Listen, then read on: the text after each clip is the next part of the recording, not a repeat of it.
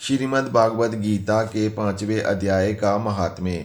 श्री भगवान जी बोले, हे लक्ष्मी, 5वें अध्याय का महात्म्य सुनो। एक ब्राह्मण पिंगल नाम का अपने धर्म से भ्रष्ट हुआ। वह कुसंग में बैठे मच्छी माछ खावे, मदिरा पान करे, जुआ खेले। देवयोग से वह पिंगल एक राजा के यहाँ नौकर हो गया। राजा के पास और लोगों की चुगलियाँ किया करे।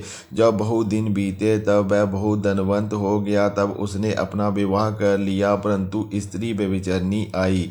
वह स्त्री को मारता। उस स्त्री ने दुखी होकर अपने पति को विष दे दिया। वह ब्राह्मण मर गया। उस ब्राह्मण ने गिद्ध का जन्म पाया। कुछ काल पीछे वह स्त्री भी मर गई। उसने तोते का जन्म पाया। तब वह एक तोते की स्त्री हुई। एक दिन उस तोती ने तोते से पूछा, है तोते, तूने तोते का जन्म क्यों पाया? तोता बोला, है तोती, मैं अपने पिछले जन्म की कथा सुनाता हूँ। मैं पिछले जन्म में ब्राह्मण था, अपने गुरु की बात नहीं मानता था। मुझको गुरुजी ने श्राप दिया, कहा जा तू तोते का जन्म पावे।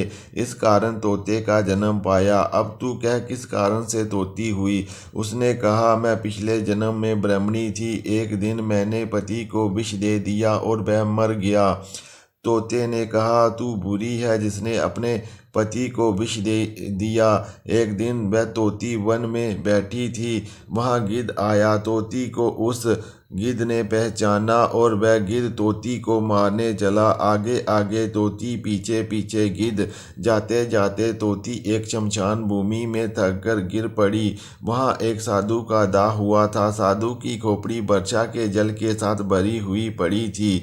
वह उसमें गिरी। इतने में गिद्ध आया और तोती को मारने लगा। उस खोपड़ी के जल के साथ उसकी देह धोई गई और दोनों आपस में लड़ते लड़ते मर गए और अधम देह से छूटकर देवदेही पाई और विमान आए। उन पर बैठकर दोनों वैकुंठ को गए।